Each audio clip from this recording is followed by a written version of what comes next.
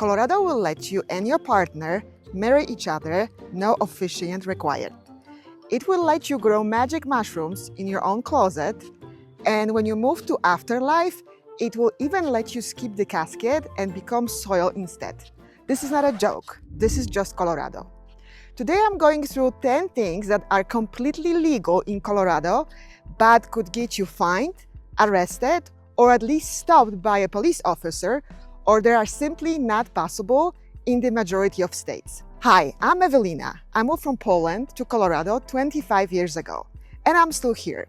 If I was able to figure this place out, I can help you figure it out too. My husband Simon is behind the camera right now, and together we help buyers and sellers all across the Denver metro area. If you want someone who actually lives here and tells you the truth, instead of selling you a fantasy, hit subscribe.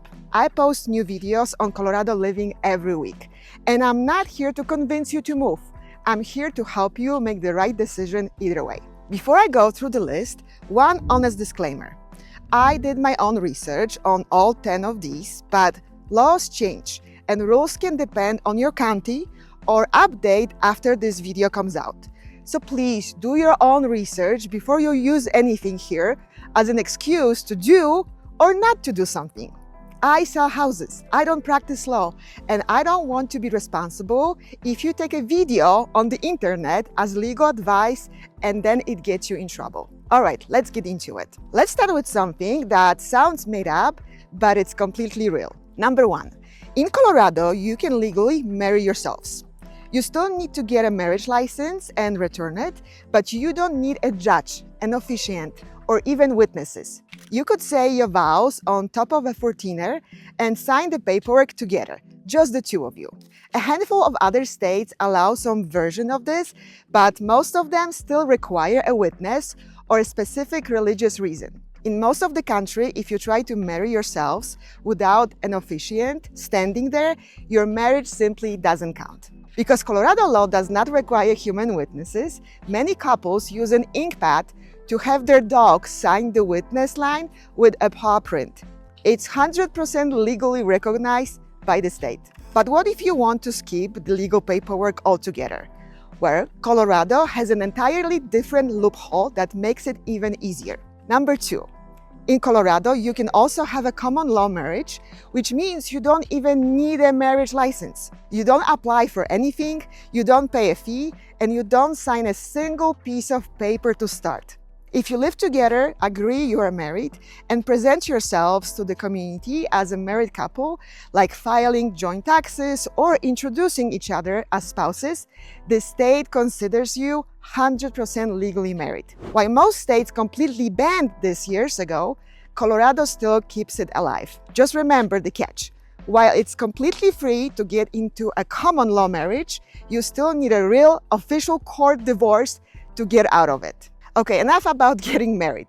Next up is a law so rare, it's currently true only in Colorado.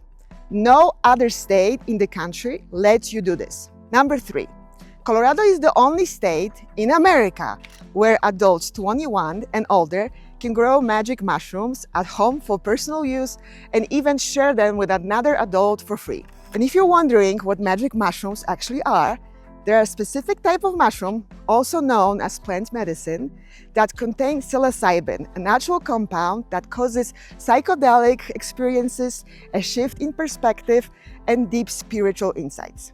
Now, don't confuse this with fully legal. This is called decriminalization. It means Colorado simply removed the state criminal penalties for possessing, growing, and gifting them.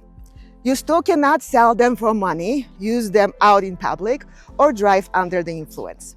Plus, they are still completely illegal under federal law. And I know what some of you are already thinking. Is marijuana on the list? Colorado was one of the first states to legalize recreational marijuana, yes. But honestly, that's not special anymore. In this video, I wanted to focus on things people probably haven't heard of. So no, I don't have marijuana on my list. Let's move away from shrooms for a moment. The next one won't grow in your closet, but it might get you rich. Number four, Colorado's gold rush might be over, but you can still legally search for gold in certain rivers using a simple pen. You can't just scoop dirt anywhere. You have to avoid private property, protected land, or someone else's active mining claim. Plus, heavy motorized gear requires a permit. Now, this is not strictly a Colorado thing. States like Alaska, California, and Wyoming allow it too. But Colorado makes it incredibly accessible, as long as you check the maps first so you don't accidentally trespass on a century-old mining claim.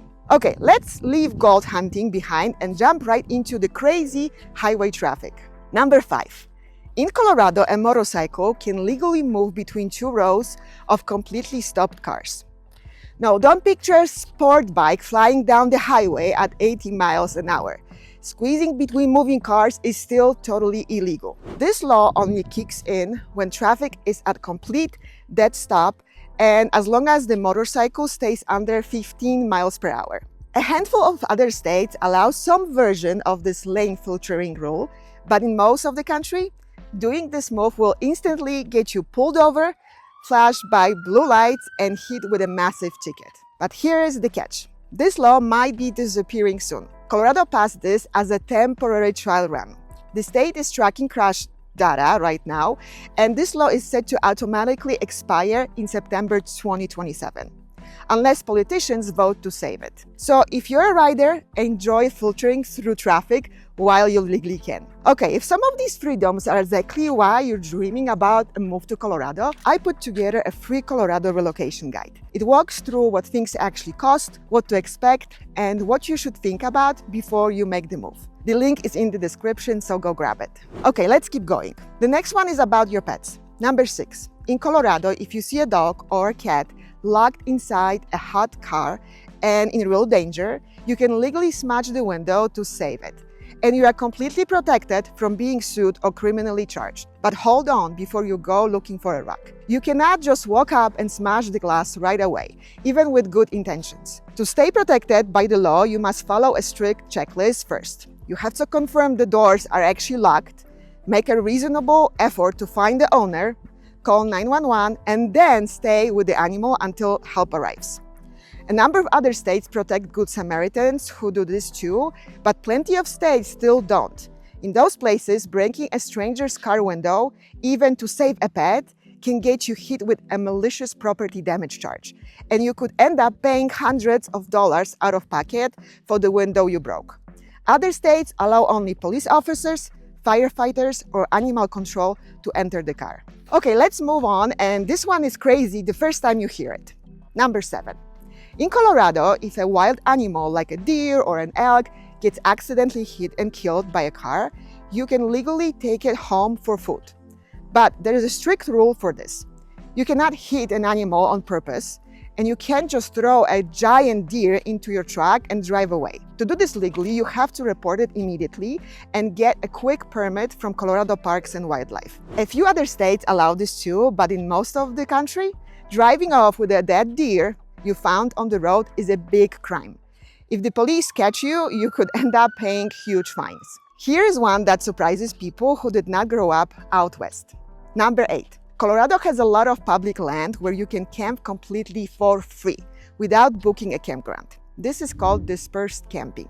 It's common in western states, but if you grew up somewhere without much public land, the idea of just showing up and setting up a tent wherever you want feels completely crazy. But here is the part that gets people in trouble. You have to know exactly whose land you are standing on. If you accidentally camp on the wrong piece of land, private instead of public, it is illegal trespassing.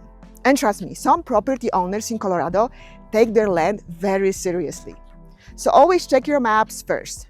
Generally, you can camp on the National Forest and BLM land. The next one might be the strangest thing on this entire list. Number 9. In the tiny Colorado mountain town of Creston, it is legally allowed to have an open-air cremation. This means instead of using a normal indoor machine, a person's body can legally be burned outside under the sky on a wood fire. Colorado is the only state in the country that has a legal community program for this. But it's not open to everyone. To use this law, the person must live in that specific local community for at least 90 days and register way ahead of time. In almost every other state, doing an outdoor fire like this for a funeral is completely illegal. If you tried it anywhere else, you would face serious criminal charges. But in Colorado, this unique town keeps this ancient tradition completely legal. Okay, and speaking of the afterlife, let's close this out with the one that surprises people the most. Number 10. In Colorado, you can legally choose to have your body turned into soil after you pass away, instead of being buried or cremated. It's called human composting. Colorado was the second state in the country to make this legal, right after Washington. A licensed company places the body inside a special container with organic materials like wood, chips, and straw. Over a few weeks, the body naturally breaks down into clean, healthy soil that your family can keep or spread in nature. More states are adding this option every year, but right now it's still only allowed in a small handful of places. In most of the country, this simply isn't an option yet, and your family would have to look elsewhere. So there you have it. 10 things that are completely normal here in Colorado, but could get you into real trouble in other states. Which one of these laws shocked you the most? And what other unique Colorado rules did I miss? Let me know in the comments below so I can make a part 2 of this video. And again, laws change, county rules can be different, and this video isn't legal advice. If you want the exact legal details before you try any of this, do your own research or talk to someone who actually practices law, not real estate. Now, if you're seriously thinking about a move to Colorado and want to talk through your situation, what areas fit your budget, and if this move makes sense for your life, I'd love to connect. No pressure, no sales pitch, just an honest conversation with someone who lives and works here every day. Easiest way is to book a free call with me, and the link is in the description below. If this video helped you out, click that like button so the YouTube algorithm actually shows it to other people before they move here. And if you haven't subscribed yet, what are you waiting for? I drop new videos about real Colorado life every single week, and I promise they are not always this weird. Have a great day, and I will see you next week. Let's start. Po której stronie chcemy iść? Po prawej czy po lewej? Trzymajmy się tej prawej strony, tak jak powinno iść zawsze, nie? Before I go through the list, poczekaj. Trzymaj prosto. If you try to marry yourselves without to get out of it. Next up, decriminalization. One more time, decriminalization. Hello. Hi.